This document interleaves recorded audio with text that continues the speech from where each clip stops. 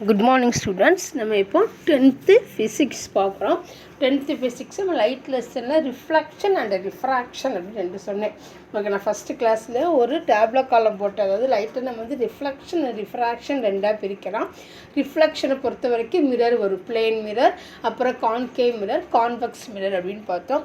அதே இது ரிஃப்ராக்ஷனை பொறுத்த வரைக்கும் glass slab, concave lens, convex lens அப்படின்னு பிரித்தோம். அப்படி தானே ஞாபகம் இருக்கும் நினைக்க. பிள்ளாடி நீங்கள் என்ன செய்யலாம், அவங்க ப்ரீவியஸ் கிளாஸ் எடுத்து பார்த்துக்காங்க. சரியா? இப்போ நம்மளை பார்க்க போகிறது ரிஃப்ராக்ஷன். ரிஃப்ராக்ஷன் அப்படிங்கிறது கரெக்டான தமிழ் வந்து ஒளி விலகல் அப்படின்னு சொல்லுவோம். அதாவது ரிஃப்ராக்ஷன் ஆஃப் லைட்னா ஒளி விலகல் அப்படின்னு சொல்லுது. தயவு செய்து நல்லா அண்டர்ஸ்டாண்ட் பண்ணிக்காங்க. இல்லை ரெண்டே நினச்சி அது கன்ஃபியூஸ் பண்ணக்கூடாது. ரிஃப்ளெக்ஷன் அப்படின்னா என்ன மீனிங் அப்படின்னா உங்களுக்கு வந்து எதிரொலிப்பு. அதாவது கண்ணாடியில் நம்ம என்ன பார்க்குறோமோ அது அப்படியே நமக்கு தெரியும். இதுக்கு பேர் தான் ரிஃப்ளெக்ஷன், எதிரொலிப்புன்னு அர்த்தம். இது வந்து ரிஃப்ராக்ஷன். ரிஃப்ராக்ஷன் அப்படிங்கிறது என்ன அப்படின்னா வந்து உங்களுக்கு ஒளி விலகல். நமக்கு நல்லாவே தெரியும் இந்த லைட்டு வந்து எப்போதுமே ஸ்ட்ரெயிட் லைனில் தான் ட்ராவல் ஆகும் அப்படிங்கிறத படிச்சிருக்கோம். அது வந்து அதோட காமனான ப்ராப்பர்ட்டிஸ். அதாவது light travel in straight line அப்படின்னு படிச்சிருக்கோம். ஆனால் நான் இப்போ என்ன சொன்னேன், ஒளி விலகல் அப்படின்னு சொல்கிறேன். விலகல்னு என்னது? ஸ்ட்ரெயிட் லைன்லேருந்து லைட்டாக பெண்ட் ஆகி போகுதுன்னு அர்த்தம். அப்போது எப்போ வந்து எந்த டைமில் எந்த சிச்சுவேஷனில் லைட்டு வந்து ஸ்ட்ரெயிட் லைனே ட்ராவல் பண்ணுறப்போ லைட்டாக பெண்ட் ஆகி போகும் அப்படிங்கிறத பற்றி அந்த லெசனில் பார்க்க போகிறோம். எந்த சிச்சுவேஷனில் இப்படி பண்ணணும், எதெல்லாம் இருந்தால் அந்த மாதிரி செய்யும் அப்படின்னு பார்க்க போகிறோம். அதுக்கு ஒரு எக்ஸாம்பிள் சொல்கிறேன், நல்லா கேட்டிருக்காங்க. மேக்ஸிமம் நிறைய ஒரு வீட்டில் வந்து ஃபிஷ் டேங்க் இருக்கும். இல்லை மேக்ஸிமம் வச்சுருப்பீங்க. அப்படி ஃபிஷ் டேங்க் இல்லாட்டாலும் பரவாயில்ல, ஒரு கண்ணாடி ஒரு பீக்கர் எடுத்துக்காங்க. சரியா? அதாவது ஒரு கண்ணாடியில் என்னெல்லாம் இருக்குதோ அது வச்சுக்காங்க. ஒரு கிளாஸ் டம்ளர் எதாவது எடுத்துக்காங்க. அதில் ஒரு பாதி அளவு வாட்ரு ஃபில் பண்ணிக்குவோம். ஃபில் பண்ணிவிட்டு ஒரு லாங்காக இருக்கிற பென்சிலில் அந்த வாட்டருக்குள்ளே போட்டோன்னா ஆக்சுவலாக அந்த பென்சிலோட பாதி வந்து உங்களுக்கு வாட்டருக்குள்ளே இருக்கணும், மீதி வந்து அந்த வாட்டருக்கு வெளியே இருக்கணும். சரியா? அப்படி வச்சு போட்டுட்டு நம்ம சைடில் இருந்து பார்த்தோன்னா வாட்டர் லெவல் டம்ளரில் எவ்வளோ தூரம் இருக்கோ அந்த லெவல் பக்கத்தில் அந்த பென்சில் வந்து பெண்ட் ஆகி, அதாவது உடஞ்சிருக்கிற மாதிரி இருக்கும். இப்போ ஃபிஷ் டேங்கை பொறுத்தவரை பார்த்தோம்னா ஃபிஷ் டேங்கில் மேக்ஸிமம் கீழே வந்து நிறைய கல்லெலாம் போட்டிருப்போம். அப்படி தானே? அந்த கல்லெல்லாம் கொஞ்சம் சில வீட்டில் என்ன செய்வாங்கன்னா, அந்த ஆக்சுவலாக உங்களுக்கு வந்து இந்த ஃபிஷ்ஷில் இதில் டெம்பரேச்சர் கிடைக்கிறது எல்லாத்தையும் தூக்கி போட்டிருப்பாங்க. அப்படி கொஞ்சம் குட்டி குட்டி கல்லாம் போட்டிருப்பாங்க. அதை நீங்கள் கொஞ்சம் தள்ளி நின்று அந்த ஃபிஷ் டேங்கை பார்த்தீங்கன்னா அந்த கல்லெல்லாம் அது பாட்டமில் இல்லாமல் கொஞ்சம் மேலே தள்ளி இருக்கிற மாதிரி இருக்கும். இதுக்கு பேர் தான் ரிஃப்ராக்ஷன் ஆஃப் லைட்டு. அது ஒளி விலகல் அப்படின்னு அர்த்தம். ஏன் அப்படின்னா இப்போ வந்து நம்ம என்ன செய்கிறோம், நம்ம ஐயிலேருந்து நம்ம என்ன செய்கிறோம், அந்த வாட்டர் டேங்க் அந்த ஃபிஷ் டேங்கில் உள்ள அந்த கல்லை பார்க்க போகிறோம். அப்படி பார்க்குறப்போ நம்ம ஐயிலேருந்து வரக்கூடிய லைட்டு ஃபஸ்ட்டு என்ன செய்யுது, ஏரில் மூவ் ஆகுது. அப்படி தானே? ஏரில் மூவ் ஆகுறப்போ அதோட ஸ்பீடு என்னென்னா 3 × 10⁸ மீட்டர்/செகண்ட். அதாவது ஒரு செகண்டுக்கு 3 × 10⁸ மீட்டர் ட்ராவல் பண்ணும். எதில் உங்களுக்கு எம்டி ஏரில். அதுக்கடுத்து என்னாகும் நமக்கு தெரியும். ஏன் ஃபிஷ் டேங்கை சொல்கிறேன்னா ஃபிஷ் டேங்கோட அந்த பால் வந்து ரொம்ப எப்படி இருக்கும், அதாவது ரொம்ப லீனாக இல்லாமல் திக்காக இருக்கும். பார்த்துருப்போம். அப்படி தானே? ரொம்ப லீனெல்லாம் இருக்கா, திக்காக இருக்கும். திக்காக இருக்கிறப்போ அந்த கிளாஸ் தெரியும் நம்மளுக்கு. அப்படி தானே? அப்போது அது என்ன செய்யுது, அதுக்கடுத்து அந்த கிளாஸில் என்ன செய்யுது, அது பாஸ் ஆகுது. ஃபஸ்ட்டு ஏரில் பாஸ் ஆகுது. நம்ம ஐலேருந்து வரக்கூடாது ஃபஸ்ட்டு ஏரில் பாஸ் ஆகுது. ஏரில் பாஸ் ஆகுறப்போ அது ஸ்பீடு வந்து 3 × 10⁸ சொல்லிட்டேன். அதுக்கடுத்து கிளாஸில் பாஸ் ஆகுது. கிளாஸில் பாஸ் ஆகுறப்போ அதோட ஸ்பீடு வந்து 2 × 10⁸. ஏன்னா இது வந்து ஏர் மீடியம், அது வந்து கிளாஸ் மீடியம். அப்போ கண்டிப்பாக மீடியம் கண்டிப்பாக என்ன செய்யும், அந்த ட்ராவலிங் டைம் வந்து என்ன செய்யும், உங்களுக்கு கண்டிப்பாக சேஞ்சஸ் இருக்கும். ஏரில் மூவ் ஆகுறப்போ இருக்கிற ஸ்பீடும் கிளாஸில் மூவ் ஆகுறப்போ கிளாஸ் மீடியத்தில் மூவ் ஆகுறப்போ இருக்கிற ஸ்பீடும் சேஞ்சஸ் இருக்கும். ஏரில் வந்து லைட்டு வந்து 3 × 10⁸ ஸ்பீடில் மூவ் ஆகுச்சு அப்படின்னா கிளாஸில் வந்து அதோட ஸ்பீடு வந்து 2 × 10⁸. அதுக்கடுத்து உள்ள என்ன இருக்குது, வாட்டர் இருக்குது. வாட்டருக்குள்ளே மூவ் ஆகுறப்போ 2.25 × 10⁸. அப்போது நம்ம ஃபிஷ் டேங்கில் உள்ள அந்த ஸ்டோனை பார்க்குறதுக்கு 1 செகண்ட் ஆகாது. அந்த 1 செகண்டுக்குள்ளே நம்ம ஐலேருந்து வரக்கூடிய அந்த லைட் ரேஸு 3 ஸ்பீடை க்ராஸ் பண்ணுது. அப்படி தானே? ஏரில் ஒரு ஸ்பீடு, கிளாஸ் மீடியத்தில் ஒரு ஸ்பீடு, வாட்டர் மீடியத்தில் ஒரு ஸ்பீடு. அப்போ 3 ஸ்பீடு கிராஸ் ஆகிறப்போ வரக்கூடிய லைட் ரேஸ் என்ன இப்போ உங்களுக்கு என்ன ஆகும், அந்த லைட் ரேஸ் வந்து ஒரு மீடியத்துலேருந்து அனதர் மீடியம், அது டிஃப்ரெண்ட் மீடியத்துக்கு ட்ராவல் பண்ணுறப்போ அது என்ன செய்யுது, ஸ்ட்ரெயிட் லைனாக போகாமல் அந்த ஸ்பீடுக்கு ஏற்ற மாதிரி என்ன செய்யுது, பெண்ட் ஆகுது. அதான் ரிஃப்ராக்ஷன் ஆஃப் லைட்டுன்னு சொல்லி, இதுக்கு பேர் தான் ஒளி விலகல் அப்படின்னு அர்த்தம். இப்போ இதுக்கு இன்னொரு எக்ஸாம்பிள் சொன்னாலும் வச்சு, சப்போஸ் வந்து ஒரு பீக்கரில் வாட்டர் ஃபில் பண்ணிட்டு அதை கொஞ்சம் ஒரு 5 ரூபாய் காயினை போட்டிங்கன்னா நீங்கள் சைட்லேருந்து பார்க்குறப்ப அந்த காயின் என்ன செய்யும், டாப்லேருந்து கொஞ்சம் மேலே தள்ளி இருக்க மாதிரி தான் இருக்குது. தான் இந்த பிக்சர் தான் நான் அனுப்பியிருக்கேன்.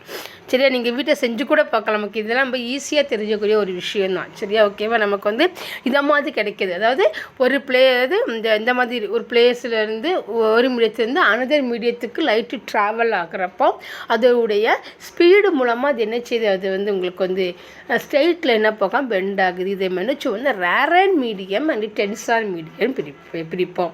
ரேர் அண்ட் மீடியம்னு என்னது, லெஸ்ஸாக இருக்கக்கூடியது ரேர் அண்ட் மீடியம் சொல்லுவோம். அதாவது அதோடைய அடர்த்தி ரொம்ப லெஸ்ஸாக இருந்துச்சா ரேர் அண்ட் மீடியம் சொல்லுவோம். அடர்த்தி ரொம்ப அதிகமாக இருந்தால் அதை நம்ம டென்சார் மீடியம் சொல்லுவோம். அப்போ அதை பொறுத்து என்ன செய்யுது, லைட்டு ட்ராவல் பண்ணக்கூடிய அந்த பாத்தில் சேஞ்சஸ் இருக்கும். இதை நம்ம ரிஃப்ராக்ஷன் ஆஃப் லைட் அப்படின்னு சொல்லுவோம். நீங்கள் சப்போஸ் எங்கிட்ட ஃபிஷ் டேங்க் இல்லை அப்படின்னா கூட ஒரு பீக்கரில் ஃபுல்லாக வாட்டர் ஃபில் பண்ணிட்டு அதை ஒரு 5 ரூபாய் காயினை போட்டு கூட பார்க்கலாம். அது ஒரு பென்சிலை கூட என்ன சொன்ன மாதிரி பாதி அளவுக்கு பென்சில் வச்சு வாட்டர் ஃபில் பண்ணிட்டு அதை ஒரு பென்சிலை ஃபுல்லாக வச்சுட்டோன்னா எந்த அளவுக்கு வாட்ரு ரே இருக்குதோ அந்த டைம் அந்த பிளேஸ் என்ன செய்யும், பென்சில் வந்து பெண்டாகி இருக்கிற மாதிரி இருக்கும். அப்போ ரிஃப்ராக்ஷன் ஆஃப் லைட் அப்படின்னா ஒளி விலகல். அதாவது போயிட்டுருக்கிற அந்த ஒளிங்கிறது தான் லைட்டு. அது லைட்டாக விலகி இருக்குது, அதுக்கு தான் ரிஃப்ராக்ஷன் ஆஃப் லைட்டுன்னு சொல்லுவோம். நேச்சரில் இதெல்லாம் இருக்குதா அப்படின்னா இருக்குது. ஆக்சுவலாக ட்விங்கிள் ஆஃப் த ஸ்டார் அப்படிங்கிறது one of the refraction of light. அதாவது அட்மாஸ்பியரிக் ரிஃப்ராக்ஷன் அப்படின்னு சொல்லுவோம். வளிமண்டல ஒளி விலகல் அப்படிங்கிற கரெக்டாக தமிழ் வேர்டு அட்மாஸ்பியரிக் ரிஃப்ராக்ஷன். இப்போ வந்து மேக்ஸிமம் ஸ்டார் வந்து ட்விங்கிளே ஆகாது. ஆனால் நம்ம இங்கேருந்து பார்க்குறப்போ நைட் டைமில் ஸ்டார் ட்விங்கிள் ஆகிற மாதிரியே நமக்கு தெரியும். காரணம், நமக்கு அட்மாஸ்பியரில் உள்ள அந்த லேயர் நம்ம சின்னதாக படிச்சிருப்பேன். நமக்கு சாட்டோஸ்பியர், நானோஸ்பியர், ஐனோஸ்பியர், எக்ஸோஸ்பியர் நிறைய படிச்சிருப்போம். அந்த லேயர் ஆஃப் த அட்மாஸ்பியர். அப்போது சன்னில் அந்த ஸ்டார்லேருந்து வரக்கூடிய லைட்டு ஒவ்வொரு லேயராக தாண்டி வர்றப்போ லேயருக்கு ஏற்ற மாதிரி என்னச்சு பெண்டாகி வரும். அதனால் நமக்கு பார்க்குறதுக்கு அந்த ஸ்டார்ஸ் வந்து ட்விங்கிள் ஆகிற மாதிரி இருக்குது. இது கூட உங்களுக்கு வந்து இந்த ரிஃப்ராக்ஷன் ஆஃப் லைட்டுக்கு ஒரு பெஸ்ட் எக்ஸாம்பிள் தான். அப்போ ரிஃப்ராக்ஷன் ஆஃப் லைட்னால் ஃபஸ்ட்டு தெளிவாக தெரிஞ்சுக்கணும் என்ன மீனிங் அப்படின்னா, அதாவது லைட்டு எப்போவுமே ஸ்ட்ரெயிட் லைன் தான் ட்ராவல் ஆகும். அப்படி ஸ்ட்ரெயிட் லைனாக ட்ராவல் ஆகக்கூடிய லைட் ரேஸ் ஒரு மீடியத்துலேருந்து அனதர் மீடியத்துக்கு ட்ராவல் பண்ணுறப்போ அதனுடைய அடர்த்தி காரணமாக என்ன செய்யுது, அது என்ன செய்யுது, ஸ்ட்ரெயிட் லைனாக ட்ராவல் ஆகாமல் பெண்ட் ஆக போகுது. இதுக்கு பேர் தான் ரிஃப்ராக்ஷன் ஆஃப் லைட்டு. அதாவது கரெக்டான அந்த அவங்களுக்கு இது சொன்னோம் அப்படின்னா அவங்களுடைய அந்த டெஃபினிஷன் அவங்களுக்கு வந்து பிறகு கிளாஸில் எழுதி போடுறேன். The phenomena of bending of light at the interface of two media when it passes from one transparent medium into another transparent medium. இதுதான் உங்களுக்கு வந்து ரிஃப்ராக்ஷன் ஆஃப் லைட்டுக்குள்ளே டிஃபைன். சரியா, ஓகேவா. அதாவது நான் சொல்லியிருக்கேன், ஏரில் மூவ் ஆகுறப்போ அந்த ஸ்பீடு வந்து 3 × 10⁸. கிளாஸில் மூவ் ஆகுறப்போ அந்த ஸ்பீடு வந்து 2 × 10⁸. வாட்டரில் மூவ் ஆகுறப்போ அந்த ஸ்பீடு வந்து என்னது உங்களுக்கு வந்து 2.25 × 10⁸. இதை மாதிரி 3 மீடியத்துலேயும் மாற்றி ஒரு செகண்ட் ஜஸ்ட் நமக்கு வந்து நம்ம கண் மூலமாக என்ன செய்கிறோம், அந்த ஃபிஷ் டேங்கில் உள்ள அந்த ஸ்டோனை பார்க்குறோம். அவ்வளோதான். அதை பார்க்கறதுக்கு எவ்வளோ நேரம் ஆகும், 1 செகண்ட் கூட ஆகாது.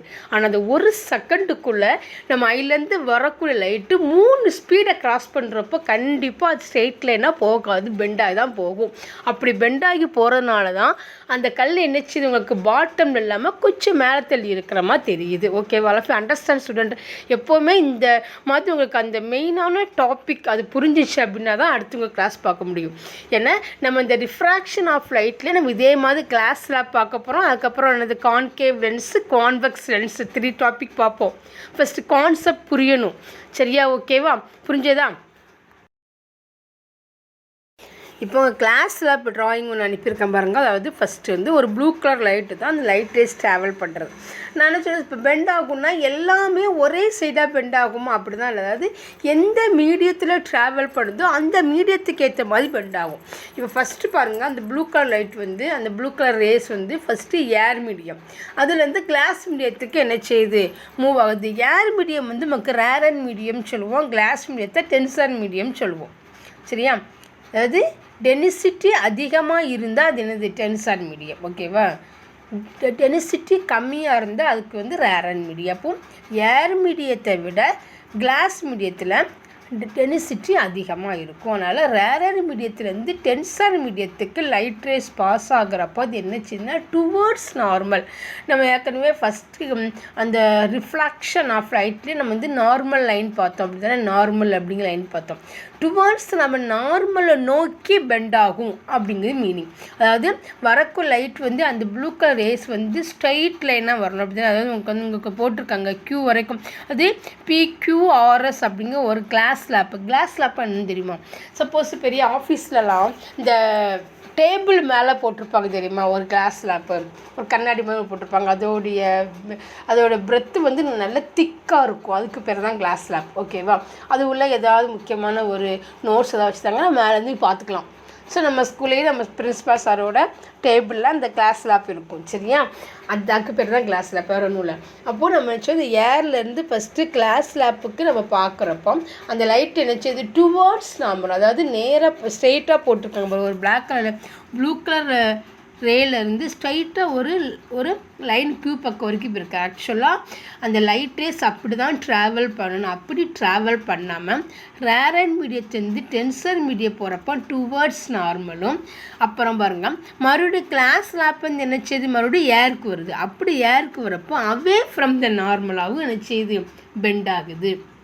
ஓகேவா? டுவர்ட்ஸ் தான். நம்ம என்ன ஆகும், எந்த மீடியத்துலேருந்து எந்த மீடியத்துக்கு போகிறோமோ அது மீடியத்தை பொறுத்து தான் அது என்ன செய்யுது, பெண்ட் ஆகுமே தவிர எப்போதுமே ஒரே சைடாக பெண்ட் ஆகுது. ரேரர் மீடியத்துலேருந்து டென்சர் மீடியம் போகிறப்போ கொஞ்சம் நார்மலை நோக்கியும், டென்சர் மீடியத்துலேருந்து ரேரர் மீடியம் போகப்போ நார்மலை தாண்டியும் என்ன செய்யுது, உங்களுக்கு பெண்ட் ஆகுது. இதுக்கு பேர் தான் நமக்கு refraction of light by glass slab அப்படின்னு படிப்போம். சரியா சார்? இப்போதைக்கு இந்த கான்செப்ட் மாதிரி புரிஞ்சுக்காங்க. நாளைக்கு நான் டிஃபைன் எழுதி போடுறேன். ஏன்னா இந்த ட்ராயிங் ரொம்ப இம்பார்ட்டன்ட் ட்ராயிங். வரக்கூடிய லைட் ரேஸ் வந்து டைரெக்டாக ட்ராவல் பண்ணாமல் பெண்ட் ஆகி போகுது. ஒரே மாதிரி பெண்ட் ஆகாமல் அந்த மீடியத்தை பொறுத்து என்ன செய்யுது, நமக்கு பெண்ட் ஆகுது. சரியா? ஓகே. அப்போ ரிஃப்ராக்ஷன் ஆஃப் லைட்னா என்ன புரியுது? இதுக்கப்புறம் என்ன பார்க்க போகிறோம், கான்கேவ் லென்ஸ்னா என்ன, கான்வெக்ஸ் லென்ஸு. லென்ஸ்னானது வேறு ஒன்று, நம்ம கண்ணில் போடுற கண்ணாடி தான் லென்ஸுன்னு நம்ம சொல்லுவோம். கண்ணில் கண்ணாடி போடுவோம்ல, சிலவங்களுக்கு வந்து ஷார்ட் சைட்டாக இருக்கும், சிலவங்களுக்கு லாங் சைட்டாக இருக்கும். அதுக்கேற்ற மாதிரி நம்ம நினச்சி கண்ணாடி போடுவோம். அந்த கண்ணாடி தான் உங்களுக்கு லென்ஸு.